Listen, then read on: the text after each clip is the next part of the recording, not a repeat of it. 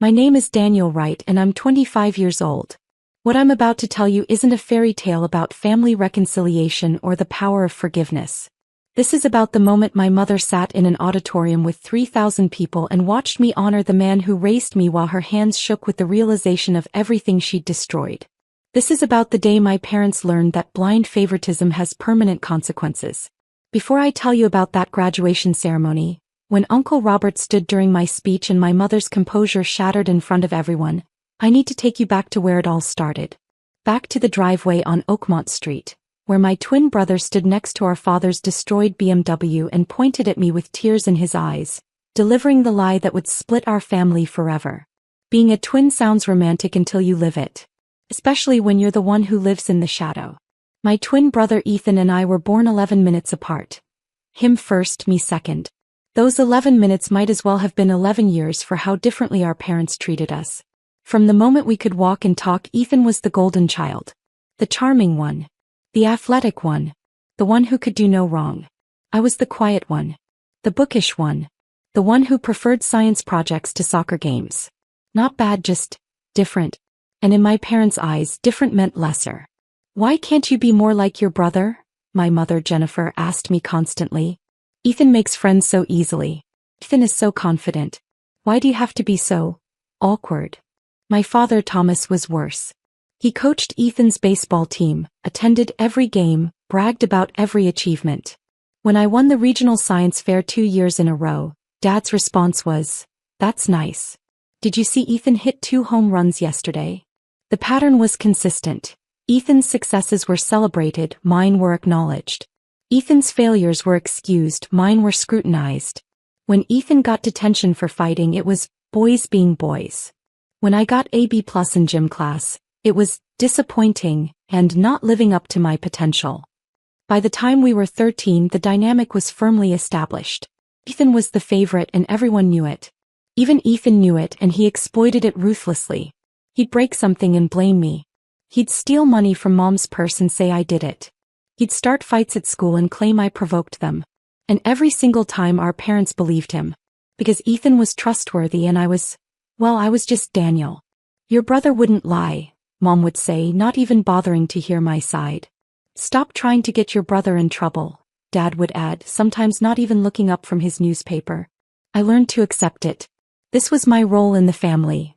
The scapegoat, the disappointment, the shadow twin.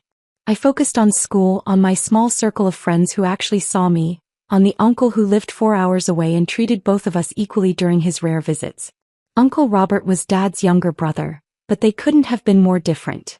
Robert was a professor of engineering at a state university, unmarried, dedicated to his work and his students.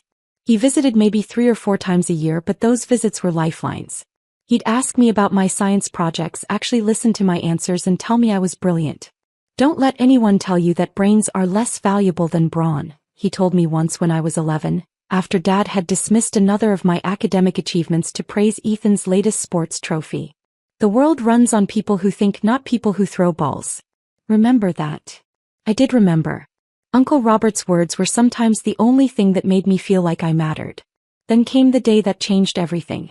It was a Saturday in October. I was in my room working on a chemistry assignment when I heard the crash. Not a small crash. A violent, metal-crunching, glass-shattering crash that made the house shake. I ran to the window and saw Dad's BMW. His pride and joy, the car he washed every Sunday and wouldn't let anyone touch, smashed into the oak tree in our front yard. The entire front end was crumpled. Steam poured from under the hood. Ethan climbed out of the driver's seat looking dazed. He saw me at the window and our eyes met. For just a second I saw panic in his face. Then Mom and Dad burst out of the house. What happened? Dad's voice was nearly a scream. He stood staring at his destroyed car, his face going from white to red. What the hell happened? I'm so sorry, Dad. Ethan's voice was shaking. I'm so sorry.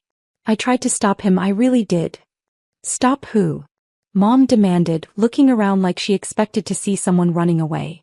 Ethan pointed at me, still standing at my bedroom window. Daniel. He wanted to try driving. He begged me to let him, said he'd just go around the block.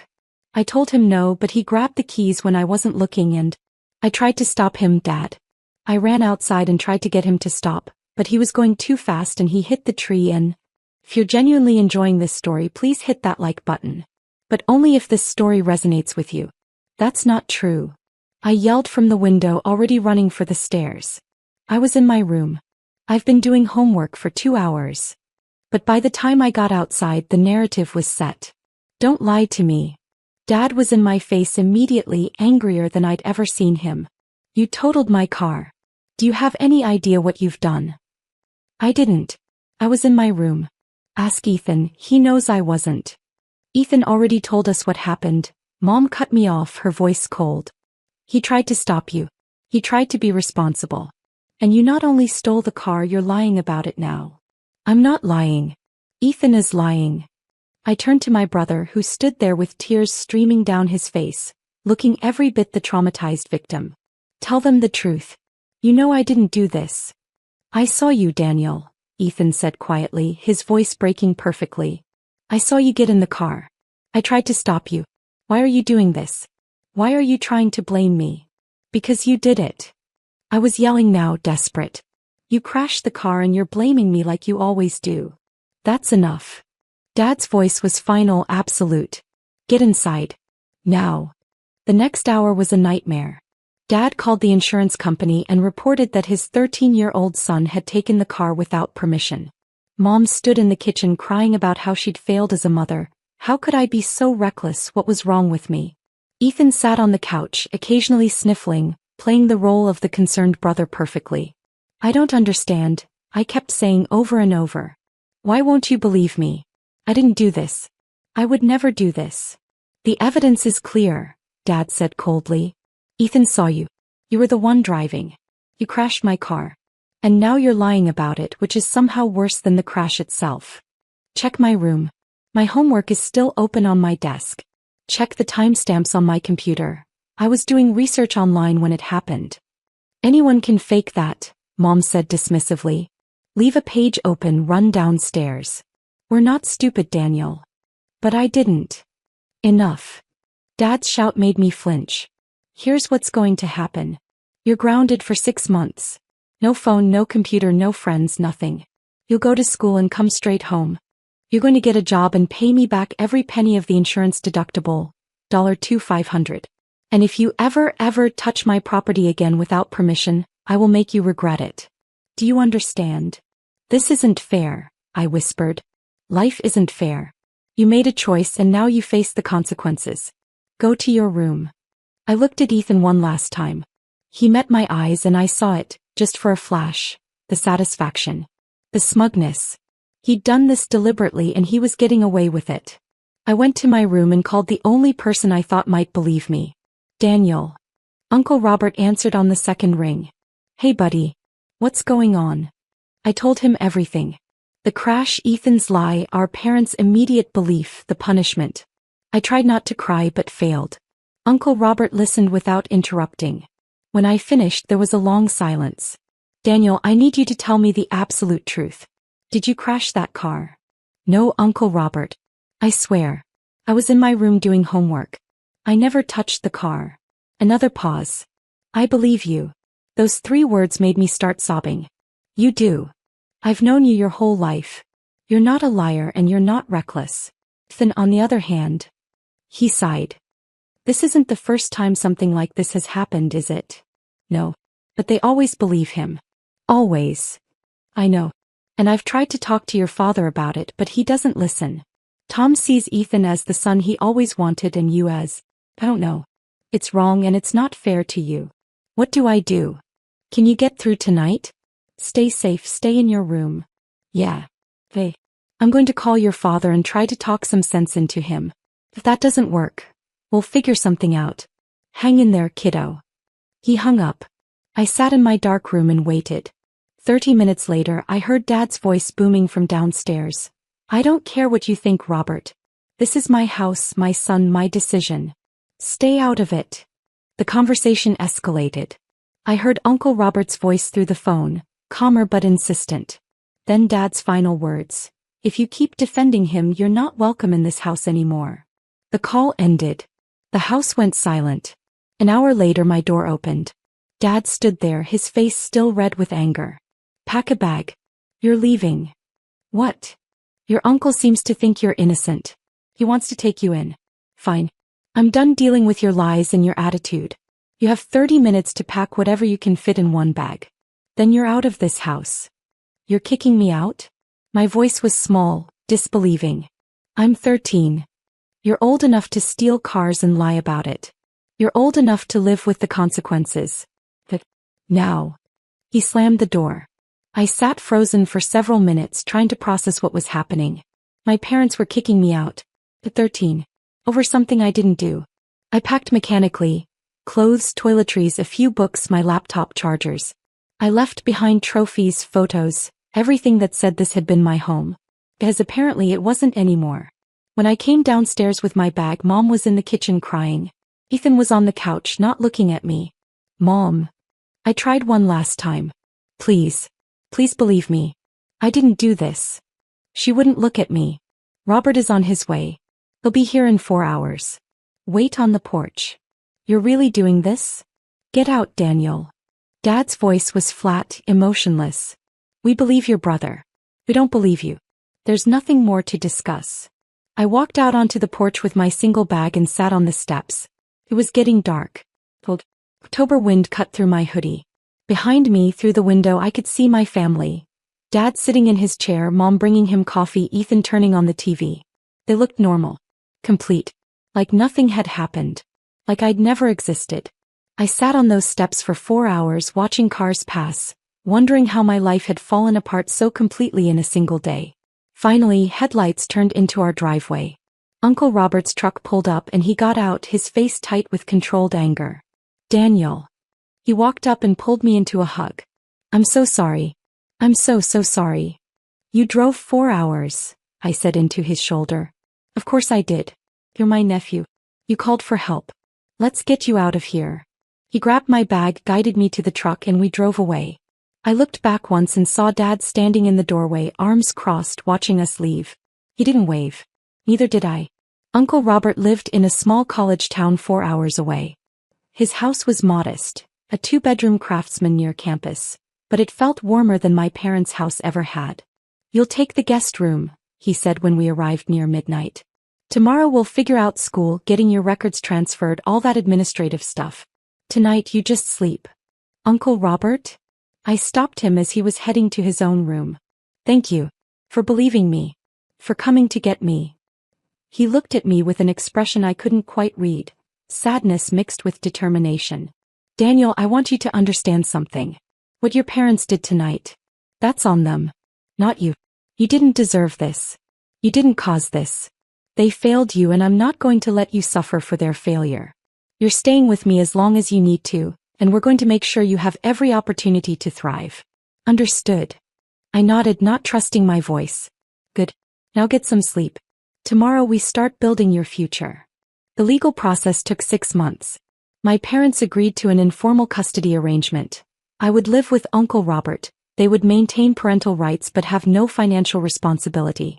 They didn't fight it. They barely participated in the process. Mom called twice in those 6 months asking how I was. The conversations were awkward, full of long silences. She never apologized. Never said they'd made a mistake. Just asked if I was settling in okay before making excuses to hang up. Dad never called once. Ethan sent me one text. Sorry things turned out this way. Hope you're doing okay. I didn't respond. There was nothing to say to someone who'd destroyed my life and felt no remorse. Uncle Robert, meanwhile, transformed my world. He enrolled me in the local middle school, met with counselors to ensure I was in advanced classes, and made sure I had everything I needed. He helped with homework, took me to science museums and lectures, encouraged my interest in engineering and technology. You're brilliant, he told me one evening when I was struggling with a particularly difficult physics problem. You have a mind for complex systems. Don't waste that gift. Drop a comment and let me know where you're watching from. Your support means the world. Under his guidance, I flourished. Without the constant comparisons to Ethan, without the pressure of being the disappointing twin, I could finally be myself. My grades shot up to straight A's. I joined the robotics club and the math team. I made friends who valued intelligence and curiosity. By high school, I was taking college-level courses. Uncle Robert taught me programming, introduced me to engineering concepts, pushed me to think bigger. MIT, he said when I was 15 and we were discussing colleges. That's where you should aim. Best engineering program in the world. You're smart enough. I know you are. MIT is expensive, I said. I knew Uncle Robert wasn't wealthy. He lived modestly on a professor's salary. Let me worry about that. You worry about getting in. I worked toward that goal obsessively. Perfect grades. Leadership positions. Research projects. Competition wins. Every achievement was one more step toward proving I wasn't the worthless scapegoat my parents thought I was. My biological family faded into background noise. Mom called maybe once every few months, always brief, always superficial. Dad never called. I heard through extended family that Ethan was struggling. Mediocre grades, behavioral issues, trouble with authority. Apparently, without me to blame, his true nature was becoming visible. I felt nothing hearing this news. No satisfaction, no sympathy. Just nothing. They were strangers now. When my MIT acceptance letter arrived, with a full-ride scholarship, Uncle Robert cried. Actually cried. I knew you could do it, he said, hugging me tight. I'm so proud of you, Daniel. So incredibly proud. I couldn't have done it without you, I told him honestly. You saved my life. No, he said firmly. I just gave you the space to save yourself. This is all you, kiddo. All you. MIT was intense, challenging, and exactly where I belonged. I thrived in the competitive academic environment, surrounded by other brilliant minds who valued innovation and problem-solving.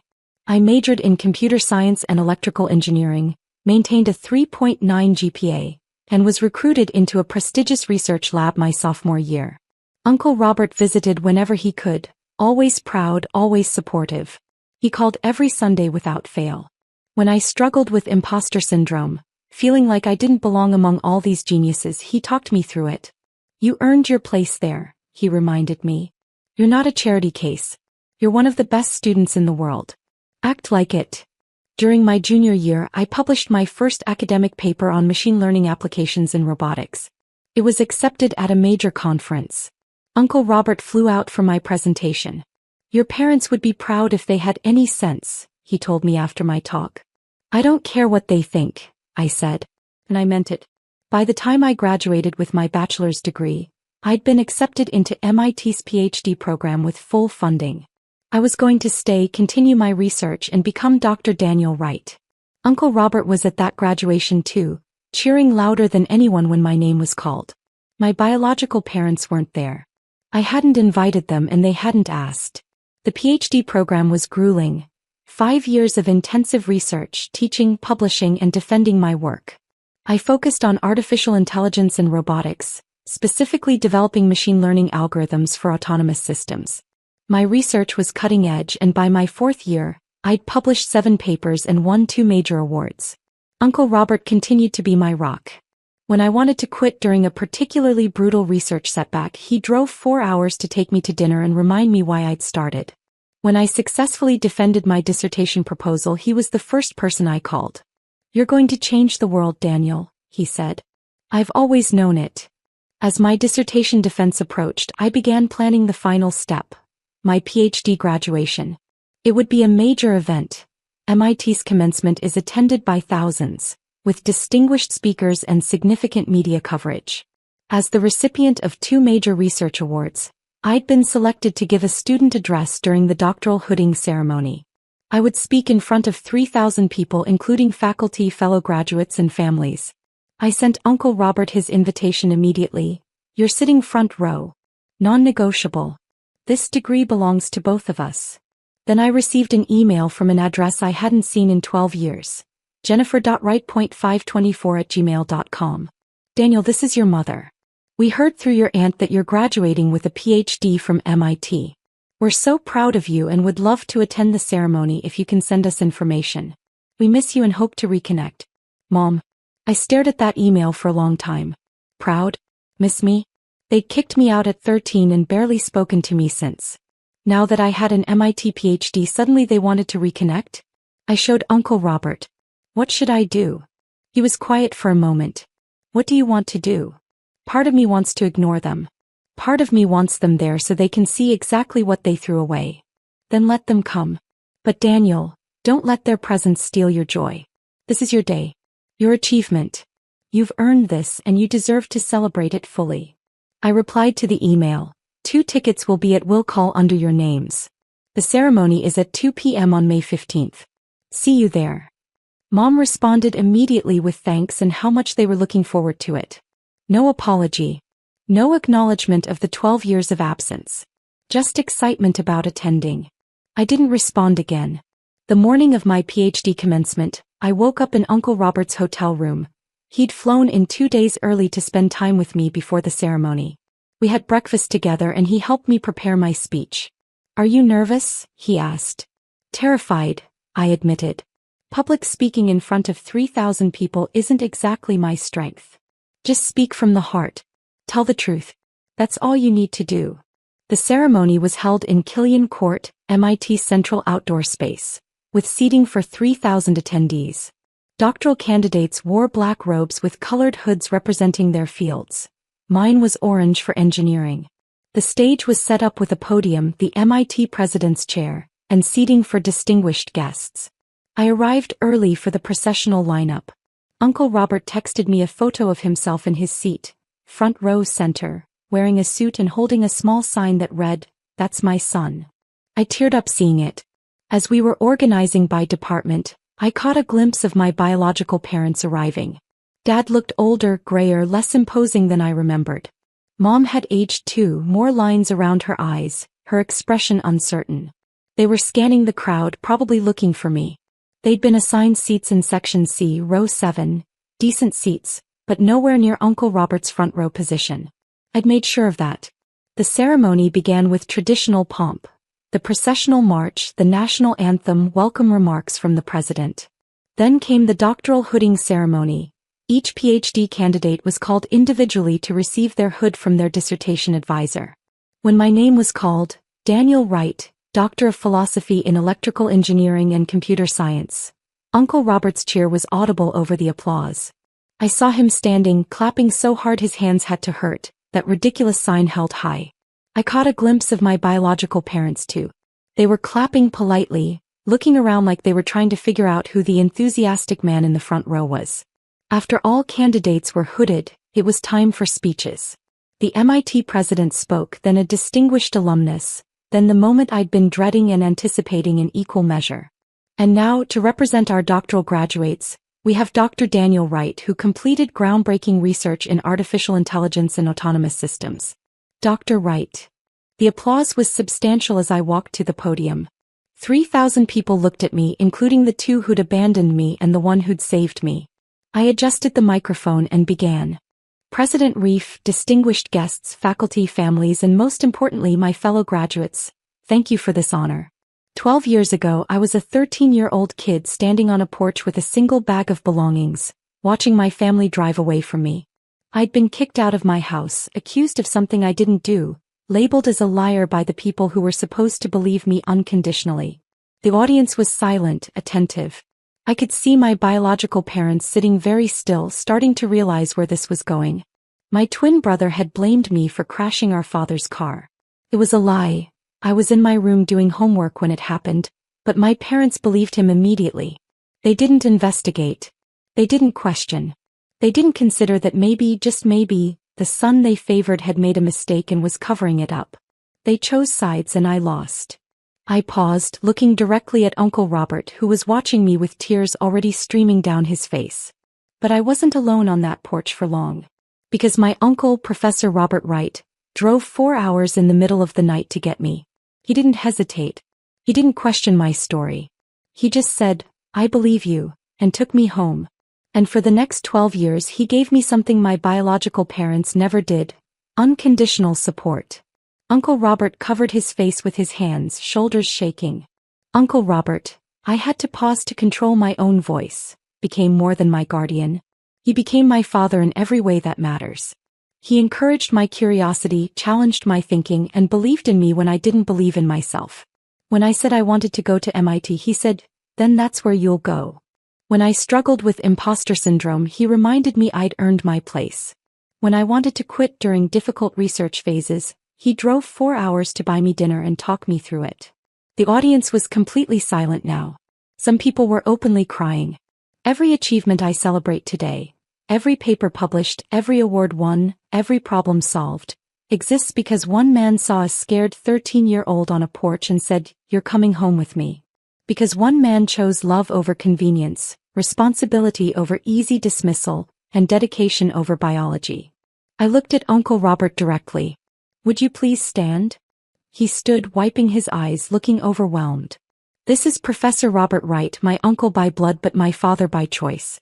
He's a professor of engineering, a mentor to hundreds of students, and the single most important person in my life. He taught me that family isn't about who shares your DNA. It's about who shows up, who believes in you, who fights for you when the world or even your own parents turns against you." Uncle Robert was crying openly now, not bothering to hide it. Around him people were applauding. "Dad," I used the word deliberately, loudly, clearly, "this degree is as much yours as mine. You funded my education, supported my dreams, and gave me the foundation to succeed. You didn't have to do any of that. You chose to. And that choice changed my life." The applause was building. I glanced at my biological parents. Mom's hands were trembling visibly, pressed against her chest. She was pale, staring at Uncle Robert with an expression of dawning horror. Dad had gone rigid, his jaw clenched, refusing to look at anyone. Around them, people had clearly figured out who they were. The whispers had started. The looks. To my biological parents, I said it calmly, matter-of-factly, "Who are here today, thank you for teaching me what not to be. Thank you for showing me that titles don't make family. Thank you for giving up on me so that I could find someone who never would." Mom made a small sound, almost a gasp.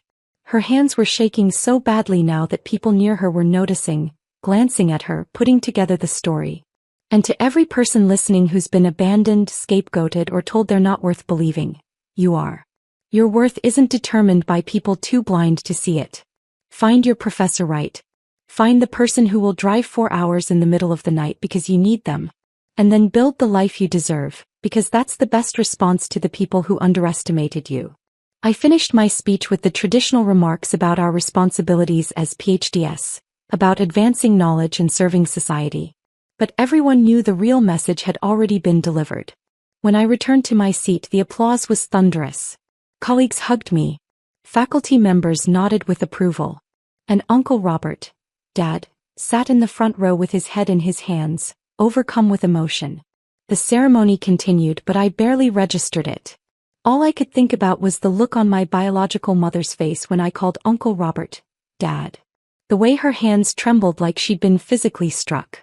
The way my biological father sat frozen, unable to process what he'd just witnessed. They'd come hoping to reconnect with their successful son. Instead, they'd been publicly identified as the parents who'd abandoned a child over a lie and lost him to someone better. After the ceremony, there was a reception in the nearby tent. I was immediately surrounded by well-wishers, faculty, fellow graduates, MIT administrators. Through the crowd, I saw Uncle Robert pushing his way toward me. When he reached me, we both broke down. We held each other in that crowded tent and cried, not caring who saw. "I meant every word," I told him. "You're my dad. You've always been my dad. And you're my son," he said, voice breaking. "My son. I'm so proud of you. So incredibly proud." We were interrupted by a dean who wanted photos, then by journalists covering the ceremony. Through it all, Uncle Robert stayed by my side. I saw my biological parents once standing at the edge of the tent looking lost. Mom's hands were still trembling. She kept clasping and unclasping them, trying to control the shaking. Dad looked smaller somehow, diminished. They didn't approach. After about 15 minutes they left. I received their first message that night, an email from Mom. "Daniel, we didn't realize. We didn't know Robert had become so important to you. We thought you'd come back eventually. We thought when you graduated and became successful, we'd all reunite and it would be like nothing happened. We were wrong. So terribly wrong. Sitting in that audience, hearing you call Robert your father, watching your whole life unfold without us. It destroyed me. My hands are still shaking as I write this. Your father is devastated, though he won't admit it. We threw you away over a lie. We chose Ethan without even investigating. And we lost you. We lost everything. I don't know how to fix this. I don't know if we can. But I need you to know we're sorry. We're so sorry. Please. Can we talk? Mom. I read that email 3 times. I felt, not nothing but close to it. Distant sympathy for people who'd realized too late what they'd destroyed. I didn't respond that night. Dad sent his own email 2 days later. Daniel, this is your father. I'm not good with emotions or apologies, but your mother is right. We made a terrible mistake. I was too stubborn to admit I'd chosen wrong, and by the time I realized Ethan had lied, too much time had passed. I told myself you were fine with Robert, that you'd moved on, that you didn't need us anymore. I was wrong. You did need us and we failed you.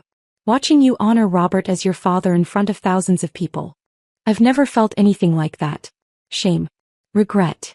The knowledge that I threw away my brilliant son over pride and favoritism. I don't expect forgiveness. I just need you to know that I know what I did. And I'm sorry. Thomas Wright. I sat with both emails for a week. Uncle Robert, dead, found me staring at them one evening. They wrote to you, he observed. Yeah. Apologizing. Asking to reconnect. What are you thinking? I don't know. Part of me wants to tell them it's too late. Part of me wonders if I should at least hear them out. Dad sat down next to me. Daniel, I'm going to tell you something I've never said out loud. When Tom kicked you out, when he chose to believe Ethan over you without even investigating, I lost respect for my brother.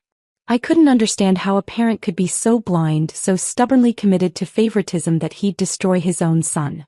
And watching what you've accomplished, seeing the man you've become despite what they did. I've been angry at them for 12 years. He paused, choosing his words carefully. But I also know that anger and grudges eat at you from the inside. I'm not saying you have to forgive them or let them back into your life. But maybe you owe it to yourself to respond. To tell them exactly how you feel. To close that door definitively if that's what you choose, but to do it consciously. I thought about it for days. Finally, I wrote a response. Mom and Dad, I read your emails. I appreciate the apologies, though they come 12 years too late. You didn't just make a mistake, you made a choice.